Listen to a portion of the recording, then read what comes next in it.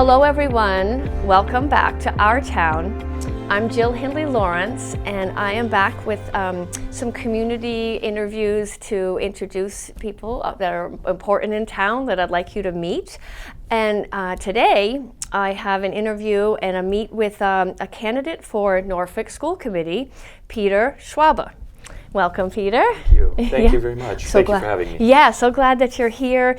I haven't done an Our Town in quite a while because, you know, for a lot of reasons, COVID being one of them, when everything was shut down.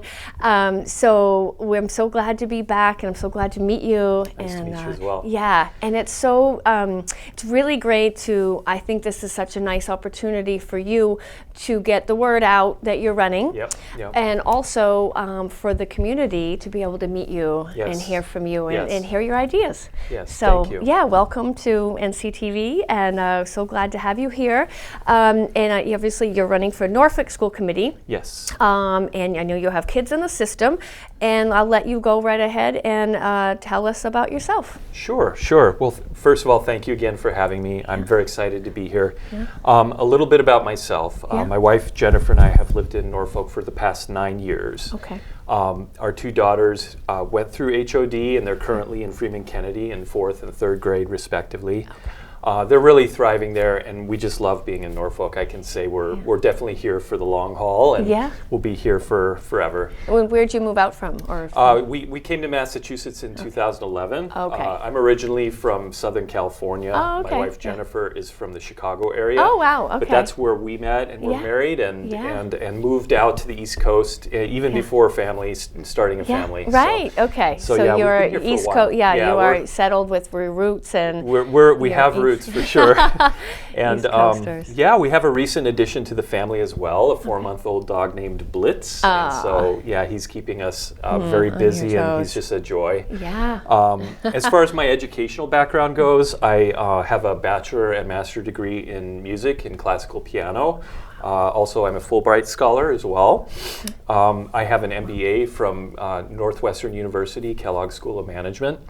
So I started my career about my first 10 years of my career teaching piano and music theory to students within public, private, and college level settings. And these days, actually, my work is quite different. I'm a management consultant. I work in the healthcare space, specifically with life science pharma companies. Oh, okay. Oh, wow.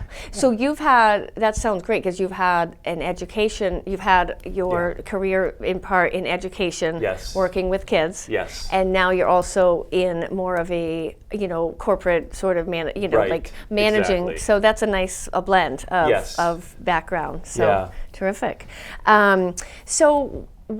So you've been almost here a decade in Norfolk. So like I said, you're settled, and your kids are doing great in the schools. So what made you decide that you wanted to run for Norfolk School Committee? Yeah. Well, I want to give credit to Jennifer, my wife. She last year volunteered to be part of the HOD, the hiring committee for the new school principal there.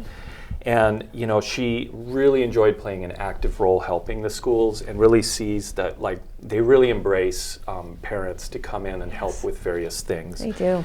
And our daughters have already, at this point, have received honestly so much from the schools, and I felt like this opportunity arose. I felt like it was a good time for me to also join in and help the schools. Yeah. Oh, good. Yeah, and give back. And give back, exactly. And the way I see it, Norfolk schools will face some pretty complex challenges in the coming years. We have budget shortfalls that we're going to have to work on closing. We have growing enrollment, and we also have new curriculum that's coming into play, and we need to plan for rolling that out as well. Right. So, my goal in helping will be, to help solve these challenges, but to do it with respect and collaboration and a lot of thoughtful dialogue. Yeah. So, I'm excited about the opportunity. Yeah, great. Well, I think that having that parent input, parents that are, especially I think when you're currently in the thick of, in the public schools, it's nice to be able to have input from someone, that is on the ground. Right. Since you're currently parenting kids in the Norfolk public schools. Yeah. Okay, so as this is an informational interview, I just want to give you, lots of opportunities to be able to explain, about your candidacy. So why do you think you're the right candidate for this job? Thank you for that question. I think there's three things that I've thought about that really make me the right person for this job. And first, I'll point back to that experience in music education. Yeah. I worked alongside students of diverse backgrounds, different skill sets, and different ages. Okay. And through that experience, I really came to appreciate that personal connection and the value of that relationship between the teacher, the student, and the parent. I recognize that we have outstanding educators in Norfolk, and they can truly change children's lives. Yeah. And the partnership of teachers with parents is just really critical in that as a success factor. Secondly, I've already spent some time, helping Norfolk in other capacities. I served as an associate member of the planning board. Oh, okay. Made quite a few lasting connections there with community members, with members of various boards, with administration. And I think that's groundwork that I've laid that will help me in my work as a school committee member to understand how some of these other boards and administrative functions operate, so that we can work together. Yeah. I was also part of the initial group that kind of formulated the vision for Metacomet Greenway. Oh, wow, really? Yeah, Good. I'm excited about the Metacomet Greenway. Yeah, and for those who don't know, it's a rail trail that's being proposed and planned that runs from the inception of it would be in Walpole, runs through Norfolk, into Rentham, and all the way to Plainville, almost to the, I think even possibly beyond the border of Rhode Island. Oh, wow. So I was part of the original group with Zach McKeever. He currently heads up that organization in full. Okay. But in the early days, I was part of that group that kind of helped lay the vision for that and set it in motion. Yeah. Oh, wow. That's really cool. I'm excited about that. Yeah. One third point I wanted to make was also, my current career as a management consultant. I work in a very complex and highly regulated industry, being the pharma industry. Yeah. And I have to blend a lot of deep technical and analytical thinking with organizational soft acumen, skills. The people right, skills. Yeah. Right, to help drive change, to help come alongside stakeholders and drive change within multi-billion-dollar companies. Oh, wow. And I think those talents that I have to build bridges, and as a team leader to be somebody that helps build a culture of trust, transparency, and safety, to really have good, honest conversations that lead to better decision making. Right. So I think that coupled with those other two things I mentioned really make me a good candidate. Yeah, you have a really nice combination of background and skills, and I love just from me being, my kids went through Norfolk Public and KP, and so I'm a public school mom all the way, and the idea of having a school committee member who is analytical but also has the people, has the communication skills, that's really nice, because I think that analytical thought is very important, especially when it can stay without, it like sort of the fair. We were talking before the show about being fair-minded and about being a good listening and applying that analysis and deep thought thinking, because it's complicated. Like you said at the beginning, this is complicated. A complicated thing coming up for Norfolk schools. There's a lot of complex things. So, and I just wanted to ask too, what ages it sounds like it was a range of ages that you were an educator for. What was that range, out of curiosity? I truly mean all ages. Young, all the way to college, where I was working with pre-K kids, elementary school, high school kids. I was working with college level students, as well as retired folks who just wanted to learn. They always wanted to learn the piano. Yeah. So cool. My piano teaching and classical music and music theory really ran the gamut of skill levels. Yeah. And, right, because if you're starting with 4-year-olds or so, all the way to you teach 99. a completely different way with those age groups than you do with an adult who's learning for the first time. Clearly there's just a completely different way and tack that you take with students. So oh, cool. Oh, wow. Yeah. So you've worked with the whole range of, Yeah. okay, Yeah. that's really Yeah. cool as a music teacher, but specifically piano. Yes, Yeah, specifically specifically piano, music okay. theory, Music and theory, again, that's in right. a lot of different settings, nonprofit settings where I taught at schools that were tuition free. Okay. Oh, wow. And students from all different countries, Africa, from Asia, from Latin America, and then also again at like private institutions. I had my own private studio as well that I ran, and then and then I'd have adjunct roles within like college level institutions. Okay, interesting. Now I'm going off a little bit of our, what we kind of off the school committee questions, but it's interesting about your, the music side of the brain. Does that line up with math as well? Usually, right? Isn't it? I thought maybe that's the same side of the brain. So that meaning going back to your pharmaceutical, you're able to, you've got that strong. Yeah, I for myself, when I was studying music, I mean, I personally saw a lot of acceleration in some areas that I was struggling with up until the point. Oh, wow. So definitely with math, it helped me a lot going through school with math. And I saw that, I witnessed that with kids as well. Yeah. It really kind of like The music. activates parts of Oh, their that's minds so that, cool. that maybe wouldn't have otherwise, been activated. Yeah, So, right, or strengthens, those talents, or opens it up. Oh, that's really cool. Okay. So my next question was, how would, I know you've given us a lot about your background, and so going back to the work of the school committee, how would you approach that work? Yeah. Oh, absolutely. I mean, I think with these qualities I've mentioned, I think my role in joining the school committee, I would want to ensure that it remains a collaborative, transparent, and highly functional board.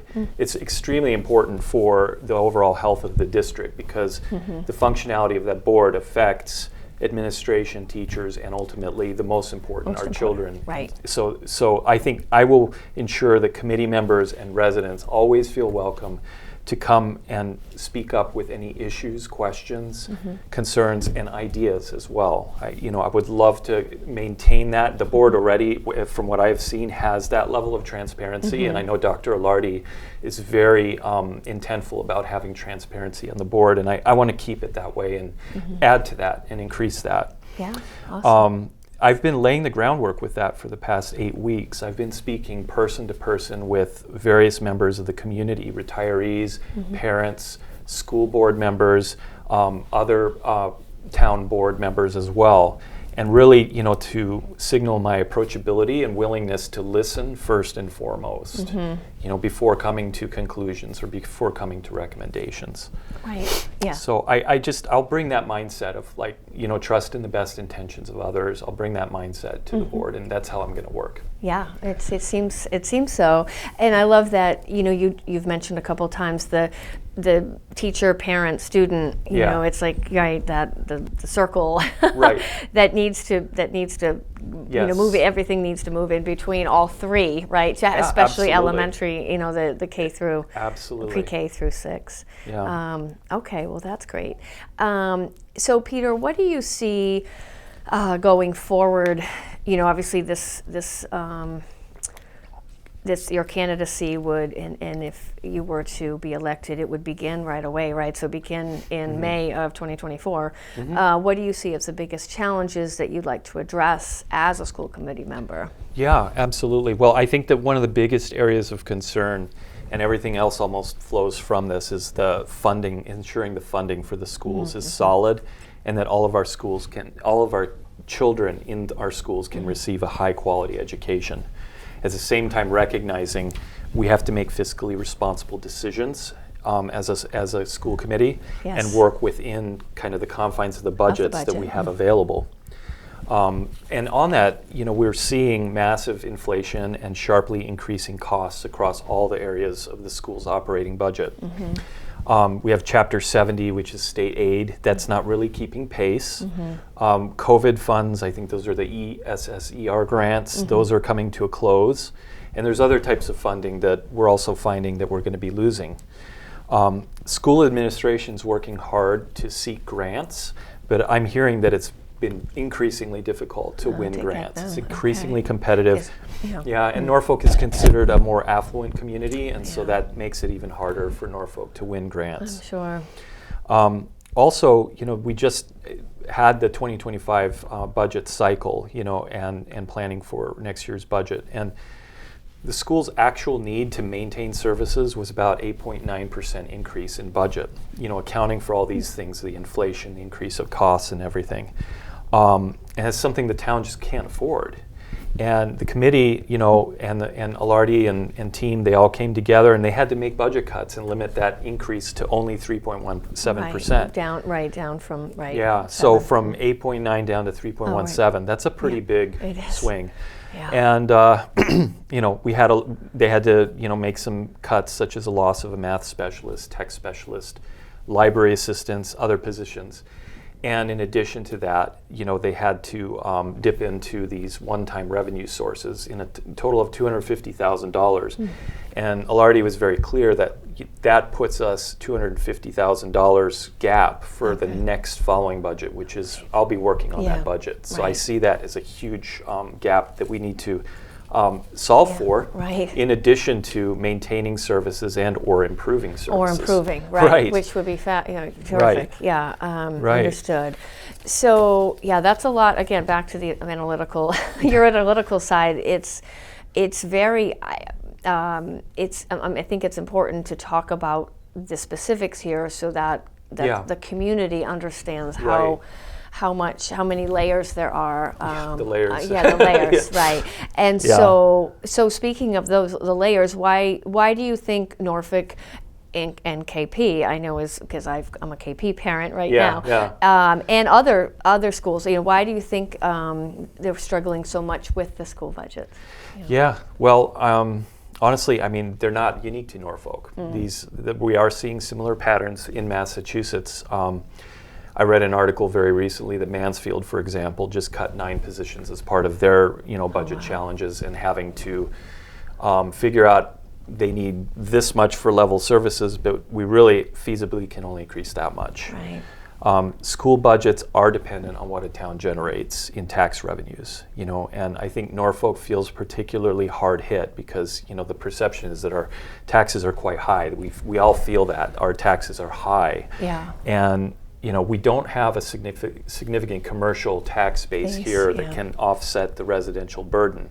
The town is working really hard on that. If you look at things like the B1 zoning work that they're doing, the infrastructure planning they're doing there, they're looking at Southwood and how they're going to potentially bring in commercial there, right?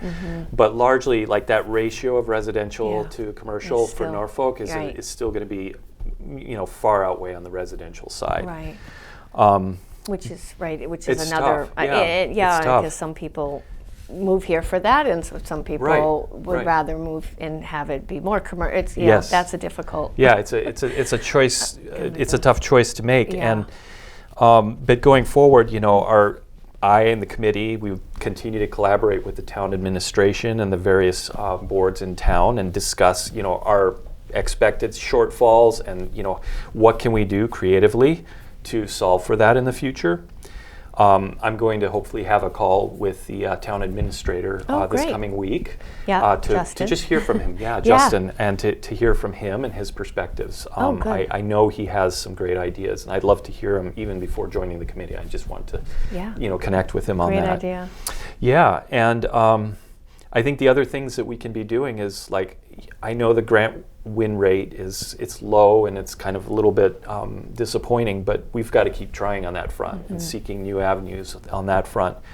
But I think the third thing is, and we probably hear about this quite often, but I think as parents we need to come together in new and different ways. We already have a lot of parental support through different organizations. We've got CPEC, we've got PTO, we've got other fundraising organizations. But I think we need to even level that up more and find new ways that we can either find more fundraising, volunteer. We may need to volunteer in the library, given that we've got library assistants out, or find other ways to support the schools to continue that level of quality education for all students, while we start to figure out how are we going to make these dollars work.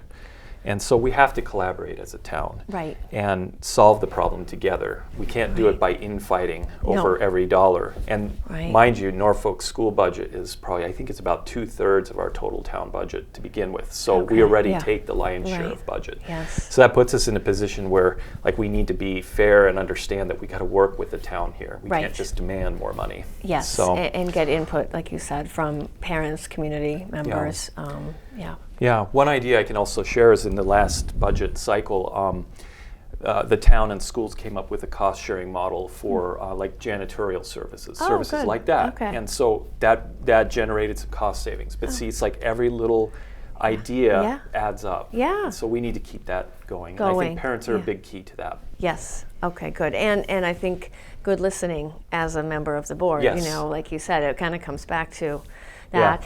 Just so that as if people watch and learn about you and learn about the kind of where Norfolk schools are, I just want to pause for a second because I know when I was a new parent and with kids, I had to learn the difference between level services and level funded. So level services are when you continue from year to year what you're offering to, let's say, the children, the kids themselves, teachers and kids, but with inflation, with the steps of their the salaries, etc., that increases each year, right? I mean, the dollar amount. So if you're going to continue level services, that there's going to be an automatic increase. Correct. So when the town comes and says we can level fund you, you know, that means that they're matching the same money, but that means there's a gap in the services going from year to year. Is that fair? A good explanation, or do you want to add? That makes sense exactly, and that's why we had some of these services cuts this year. You know, and so that, you know, all those things together in terms of working with the town. We have the town revenue generation question, we have grant seeking, we have, you know, volunteer and fundraising, like we have all these components that need to come together. Come together and collaborate. Yeah. So Peter, I know you had said you've been kind of doing a listening tour prior to the, but That's no, a good it's great. Yeah, well, I'm stealing that from somebody, I don't know who, but so you've spoken to retired school committee members. You've Dr. Alardi. You can speak to our town manager, Justin. What have you heard in conversations with current parents of Norfolk Public Schools kids? I've had quite a few conversations with Norfolk parents, and you know, there's a lot of positive that I hear about. Just, you know, the positivity around the schools, the culture, the teachers, the care of the administration and the teachers for their students. I think on the concerns or ideas side, like I have heard parents express concern about augmenting, you know, students' learning where possible. You know, things like reintroducing foreign language studies, which we had to take out a few years back. Like a decade or more, Improving our STEM curriculum at the elementary levels and seeing that need for like a more robust STEM curriculum to prepare them for middle, high school, and then beyond. These are all important priorities, and I agree with them. Just not feasible under our current budget challenges and the near-term issues we face. So I'd love to find, you know, for us all to find creative, you know, ways to support this. You know, there's partnerships with the town rec center. There might be volunteer, people. I thought, you know, maybe somebody has a colleague or actually themselves works in engineering or in tech in Cambridge and perhaps can come and do some presentations or help us figure out a program. Like those are the kinds of things I'd be seeking from parents and from members of the community to help us kind of bolster some of these ideas in lieu of the fact that we have these budget constraints. Right, and you can't hire someone who might be specifically for that. I think that there are the parents and even community members that may not still have kids in that. It's a wealth of, you know, there's I mean, the people with all different jobs and all different skills and talents. I mean, and this greater Boston area is a wealth of, you know, high-tech STEM diverse communities, language abilities. Like we have it here. We have the resources in terms of our parents, our knowledge, and so we can bring that to bear.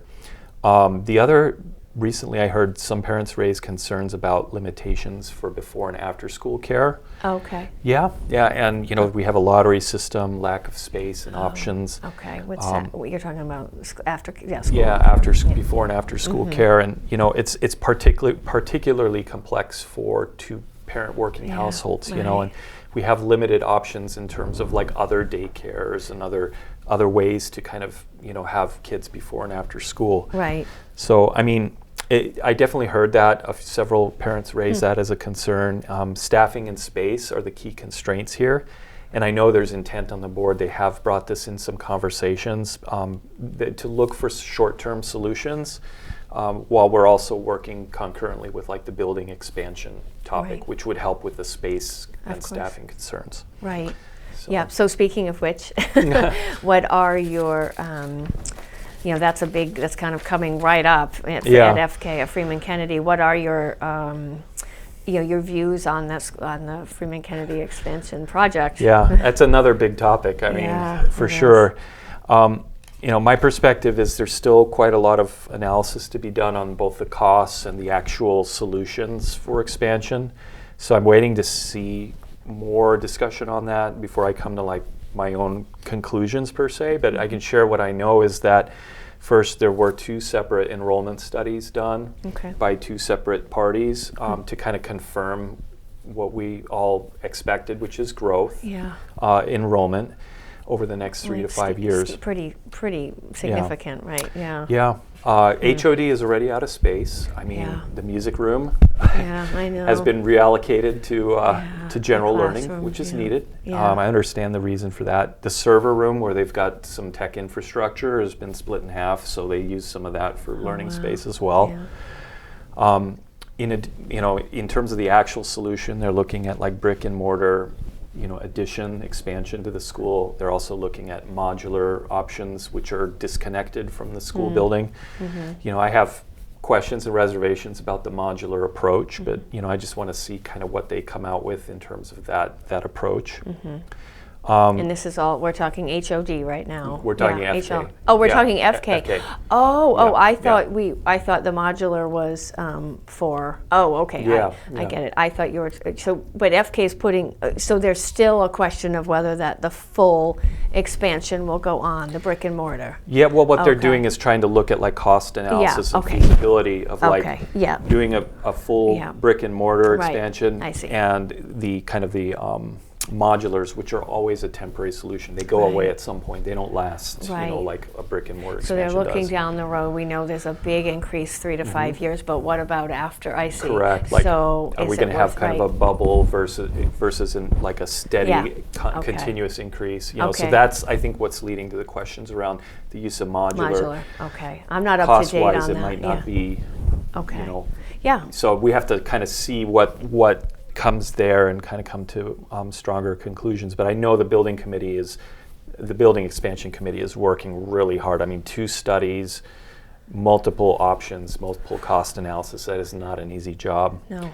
I do want to say that, the expansion itself, we're going to have to look at that in a very fiscally responsible way. The potential tax burden for all of Norfolk could be quite big, quite big. With an expansion at Freeman Kennedy. Yeah, correct. Especially for the older residents, we have a growing and strong 65 plus population here. Fixed income, it becomes more and more unaffordable as we continue increasing taxes. It becomes more and more affordable for that part of our community to age in place. Many of them want to do that, and I think it's a noble aspiration to do that. And so I just want to say we have to be sensitive to that aspect of this expansion topic as well as the school needs, Right. So we have to that's where the balance and the layers come in. The fair-mindedness. Well, this is obviously, you and I agree, because that it's a nice place to raise your children, right? Yes. And to put your children into the public schools. But it also increasingly seems like a nice place to retire. Absolutely. And to stay. And like you said, what was your phrase? Age in place. Yeah, age oh in my place. God. Yes. Yes, so that's I haven't. That's a good phrase. So that's the balance. Yeah, the listening, the balance, the collaboration. Yeah. Yeah. Okay. So I guess like kind of with our last little bit here, what the Norfolk public schools, pre-K to 6, have a great reputation. Yeah. They, in the state, and obviously Massachusetts is at the top of the U.S. Yeah. Truly, in terms of public education. So I think that it's a long history of really being exemplary schools in Norfolk, and it's what attracts people a lot to come when they're young families. For us as well. Yeah. So what do you think, personally, what do you think the Norfolk schools do well? Yeah. I think there is a lot for us to be proud of about Norfolk Public Schools. I've written that to Dr. Ilardi as well, much before even putting my hat in for this role. Yeah. I've witnessed personally how my daughters, they have thrived at the schools. They love reading. They have a love of math and ask really interesting questions.